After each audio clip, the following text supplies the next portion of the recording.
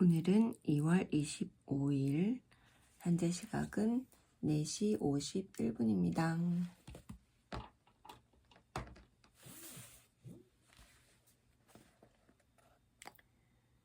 오늘도 칼 세이건의 코스모스를 5장 읽겠습니다. 현대의 간축 기술은 달에 레이저 광선을 보내 반사돼 돌아오는 빛을 수신하여 아무리 미소한 진동이라도 확인할 수 있다. 실은 이러한 목적으로 아폴로 우주선의 비행사들이 월면 몇몇 곳에 레이저 반사경을 설치해 놓았다. 월면은 달의 겉면입니다.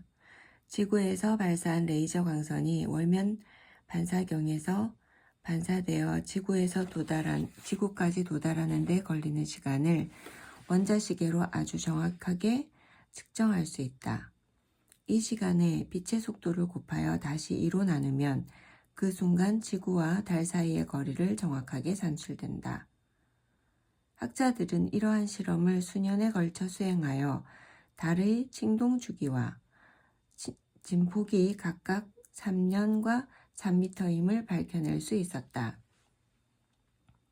주기가 3년이고 진폭이 3m이다.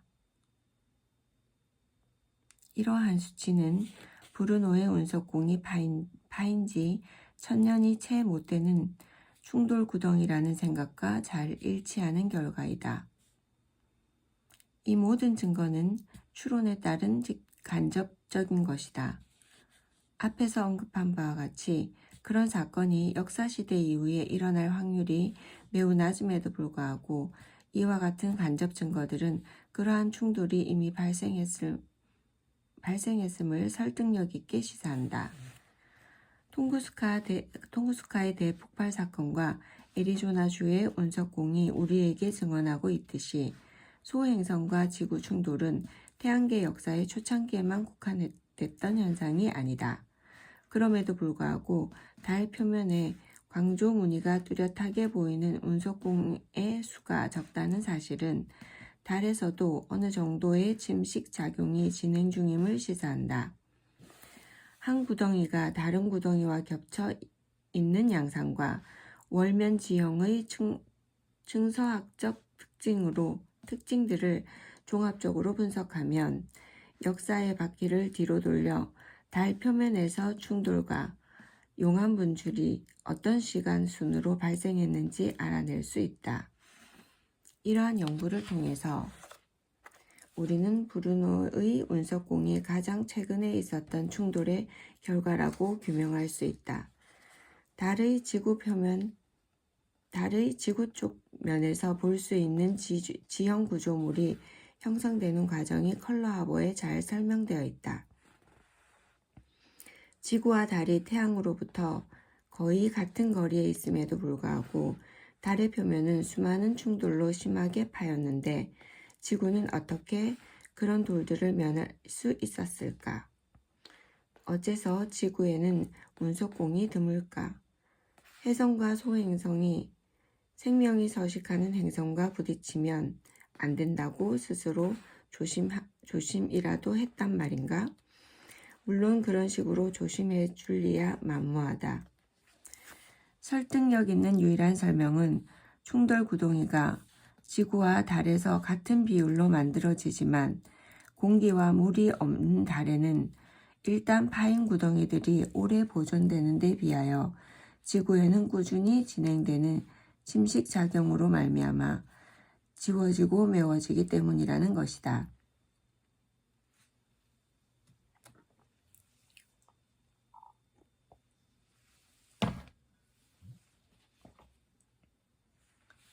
흐르는 물, 모래를 날리는 바람, 산맥을 밀어 올리는 조산 활동 등은 아주 서서히 진행되기는 하지만 수만 년 또는 수억 년 동안 누적되면서 어마어마하게 큰 충돌의 흔적도 말끔히 지워버릴 수 있다. 어떤 행성이건 어느 위성이건 그들의 표면을 변형시키는 과정은 여러 가지가 있다. 우주에서 들어오는 물체와의 충돌과 같이 외부 요인으로 인한 과정이 있고 지진과 같이 내부 요인에서 비롯되는 과정이 있다. 화산 폭발과 같이 순간적이고 파국적인 사건이 있는가 하면 바람에 날리는 작은 모래알갱이들이 표면을 깎아내는 것과 같이 이루 말할 수 없을 정도로 느리게 진행되는 과정도 있게 마련이다. 그리고 외부에서 오든 내부에서 일어나든 드물고 격렬한 사건이건 흔하지만 눈에 잘 띄지 않는 현상이건 어느 과정의 영향력이 가장 강한가 하는 질문에는 딱 떨어지는 정답이 없다. 달에는 외부적인 변화와 파국적인 사건이 더 크게 작용하고 지구에서는 내부적인 변화와 느린 과정이 더 큰 영향력을 행사한다. 화성의 상황은 이 둘의 중간쯤으로 생각된다. 화성과 목성의 궤도 사이에 헤아릴 수 없이 많은 소행성들이 떠돌고 있는데 이들은 소규모의 지구형 행성이라고도 볼 수 있다. 큰 것은 지름이 수백 킬로미터에 이른다. 소행성 중에는 길쭉하게 생긴 데다 빙글빙글 돌면서 우주 공간을 떠다니는 것들도 많다. 2개 또는 그 이상의 소행성들끼리 바짝 다가서서 같은 궤도를 도는 경우도 있다. 소행성들끼리는 서로 충돌이 잦은데 그러다 가끔씩 어느 한쪽 기퉁이가 떨어져 나가고 우연히 그 조각이 지구가 가는 길에 들어오게 되면 지구로 떨어지면서 운석이 되기도 한다. 박물관 선반에 얌전히 전시되어 있는 운석은 머나먼 세계에서 온 소행성의 한 조각인 것이다. 소행성대는 하나의 거대한 맷돌로 작용한다.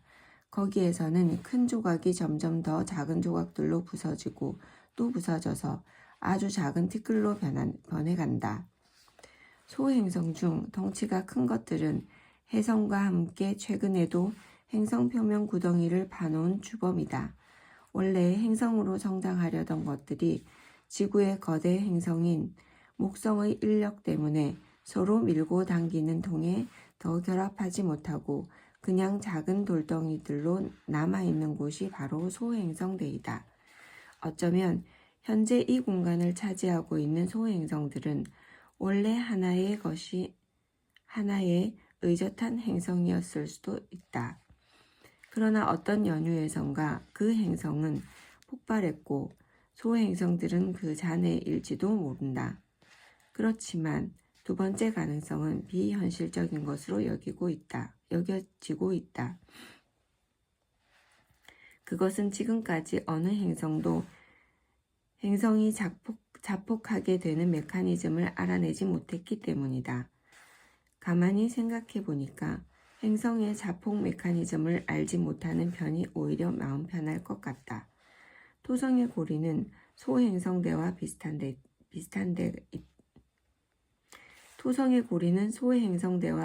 데가 있다. 소행성대에서 소행성대들이 태양의 주위를 돌고 있듯이 토성 고리에서는 수조 개의 미세한 얼음 조각들이 꼬마 위성이 되어 토성 주위를 돌고 있다.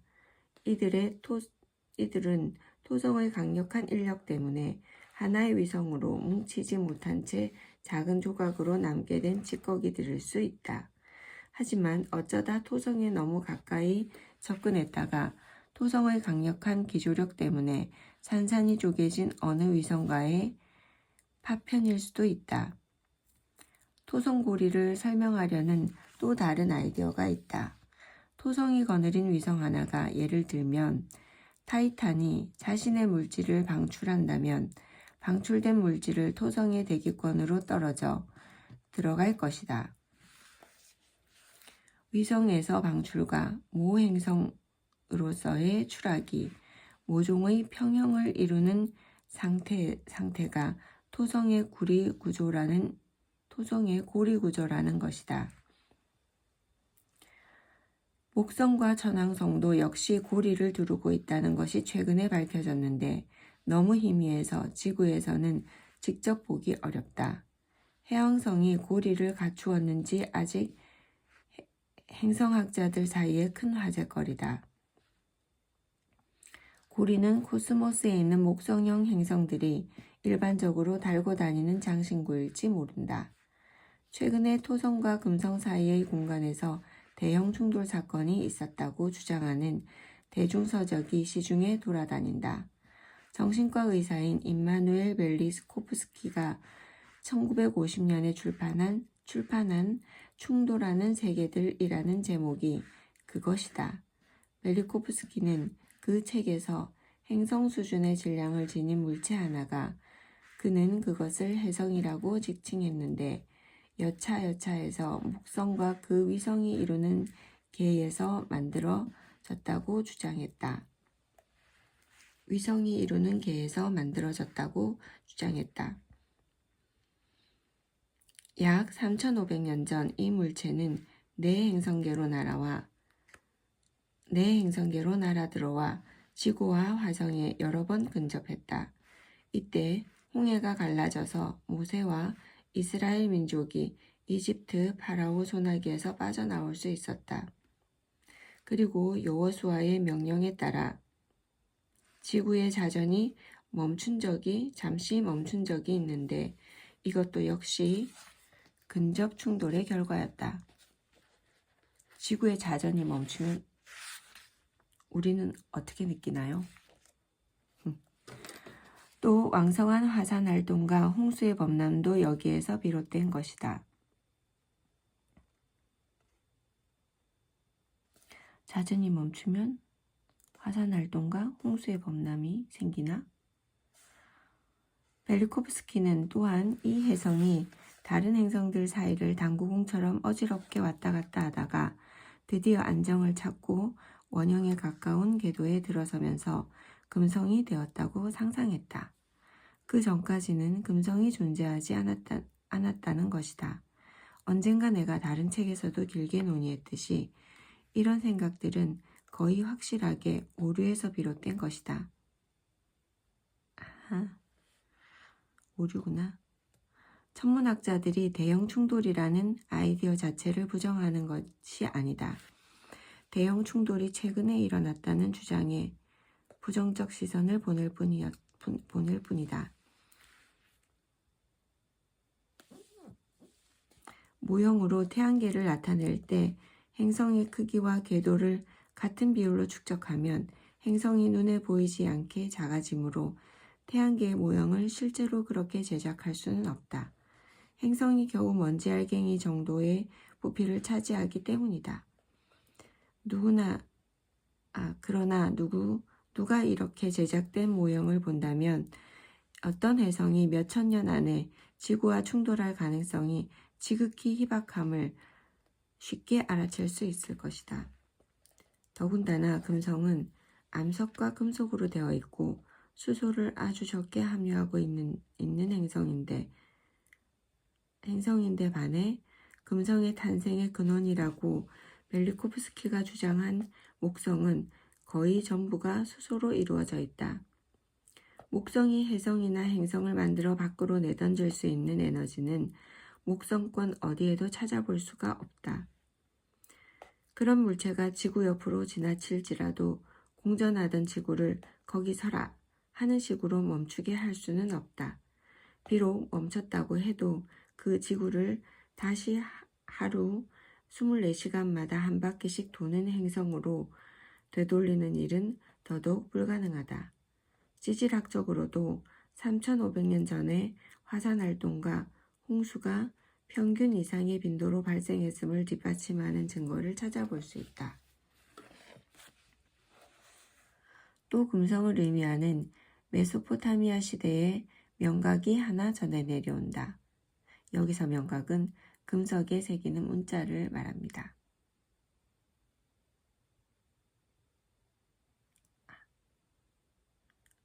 금석에 문자를 새기는 것을 말합니다. 이것은 벨리코프스키가 혜성이 행성으로 탈바꿈해 금성이 되었다고 한 시기 이전의 유물이다.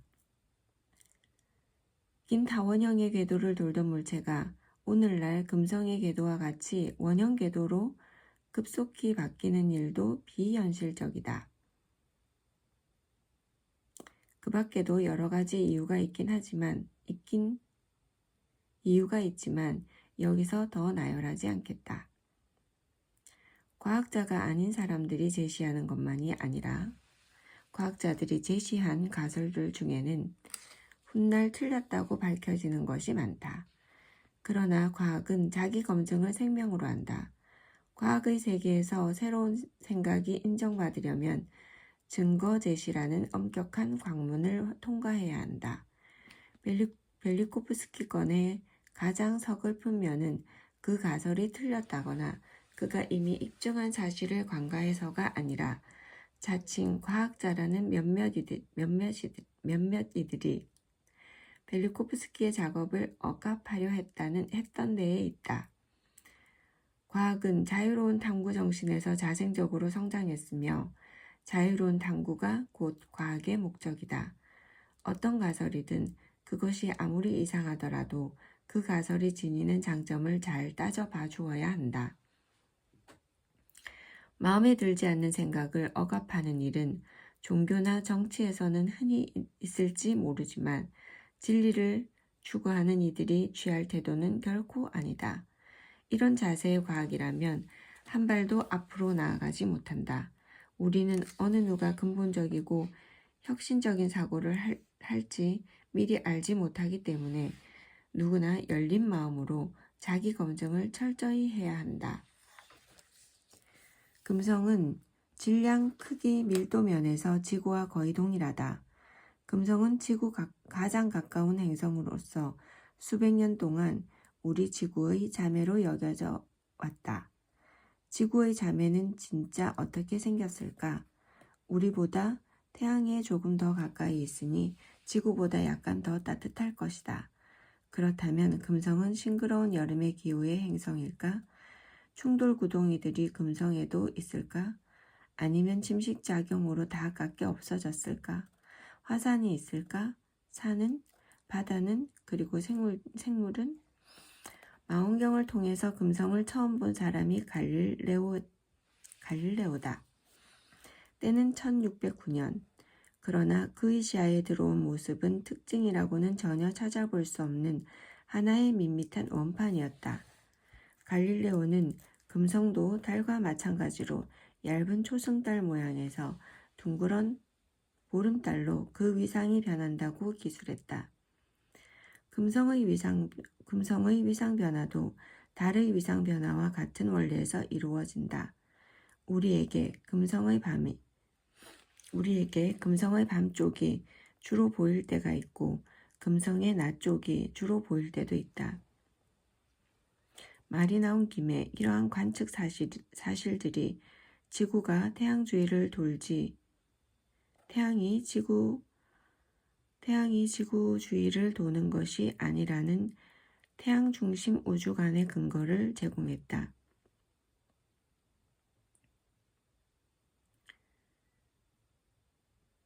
이러한 관측 사실이 지구가 태양 주위를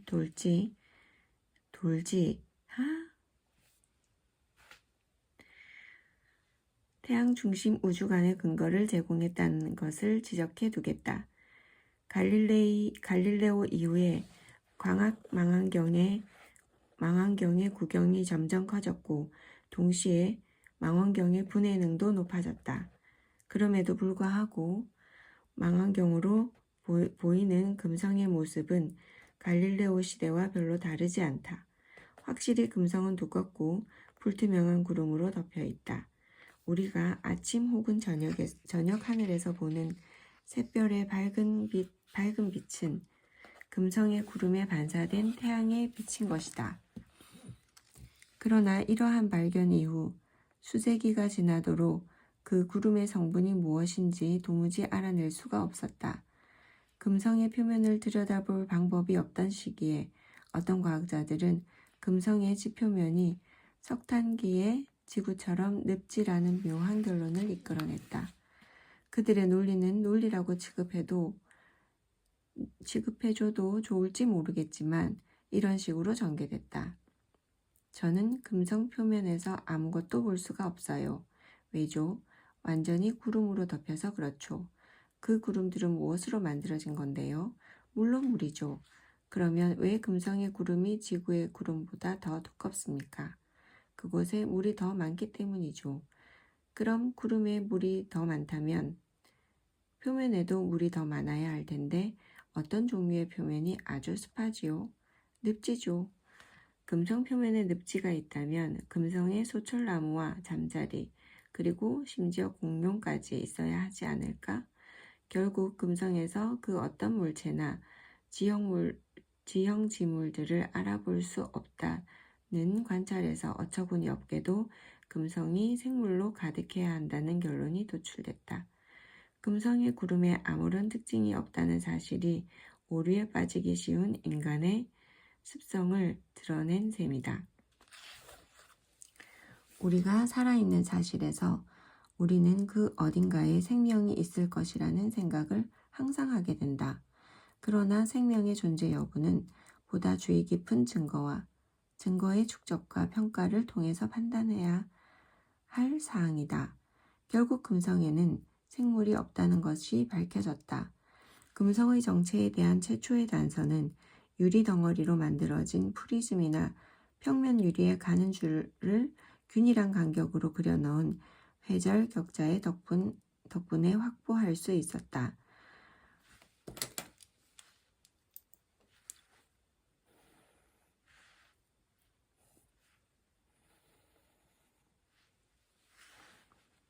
보통의 백색 광이 슬릿의 좁은 틈을 지나서 프리즘을 통과하거나 회절 격자면을 비스듬히 비추게 되면 무지개 색깔의 띠가 펼쳐지는데 이 띠를 분광 스펙트럼 또는 그냥 줄여서 스펙트럼이라고 한다. 가시광선의 대역 분광 스펙트럼은 주파수가 높은 빛에서 낮은 것의 순으로 보라색, 파란색, 초록색, 노란색, 주황색, 빨간색으로 펼쳐진다. 이 색깔의 빛이 우리 눈으로 잘 보이니까 우리는 이것을 가시광선 대역의 스펙트럼이라고 한다. 그러나 빛과 주파수 대역은 우리가 볼 수 있는 부분보다 보지 못하는 부분이 더 넓다. 보라색 넘어 주파수가 높은 쪽의 스펙트럼을 우리는 자외선 대역이라고 한다. 자외선도 나무랄 데 없는 완전한 빛이다. 하지만 미생물에게 죽음을 가져온다. 자외선은 우리 눈에 보이지 않는다. 그러나 호박벌과 광전소자는 자외선을 능히 감지할 수 있다. 세상은 우리 눈이 볼 수 있는 것만이 아니다. 그보다 훨씬 더 많고 더 넓다. 특히 빛은 우리 눈이 감지할 수 있는 부분보다 훨씬 넓은 주파수의 대역에 걸쳐 존재한다. 오늘은 여기까지 읽겠습니다. 금성의 정체의 최초의 단서는 유리 덩어리로 만들어진 프리즘이나 평면 유리에 가는 줄을 균일한 간격으로 그려놓은 회절 격자의 덕분에 확보될 수 있었다. 저는 오늘 여기가 감명 깊네요. 내일도 코스모스를 5장 읽겠습니다.